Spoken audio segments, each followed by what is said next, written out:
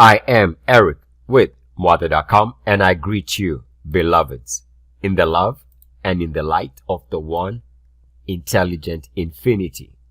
So with about 1.5 hours to go before the end of this Friday session, markets are pretty much unchanged. And take a quick snapshot of BTC trading at 42277. And let's begin with a small time frame, again with about 1.5 hours to go before the end of this week's action. And of course, we started off the week, this is a 30-minute chart, with this big drop, but the market has since recovered. In fact, we are positive for the week. I wanted to begin with a small time frame, even though frankly I don't think it's that relevant because the big picture is controlling. But on the 30-minute chart, I just want to show you on the S&P 500, the top side. I know it's a very messy chart. Again, this chart is going to be available to you via the links chart in the client menu of Mother.com website. But what we see on the 30-minute is at the highs of today's session, the market tagged this top and is pulling back. It's another way of saying that before the market can move beyond current levels, we would need to see evidence by moving above the simple RSI topside on the 30-minute chart for the S&P 500. Also, on the hourly for the S&P 500, just from an educational standpoint, for anybody who's interested in this type of small time frame, on the hourly for the S&P 500, and we are using RSI 21 in this chart, but you can use 26. Either of them is valid. And we can see here again, we got the top side of the RSI, and as of the highs of Friday's session, the market came back to this level and tagged this RSI level and is pulling back slightly.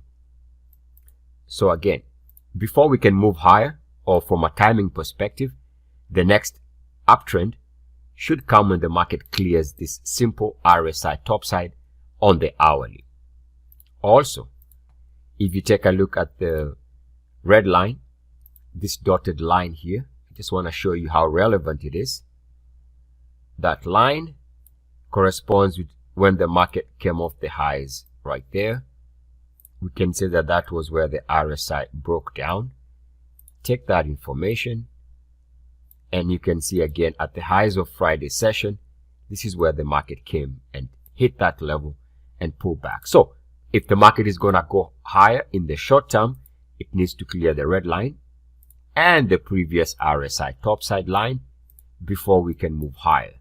At the same time, on an hour-to-hour basis, on a 30-minute to 30-minute basis, the market is already pointing down. Now, that's what the 30-minute and the hourly are suggesting.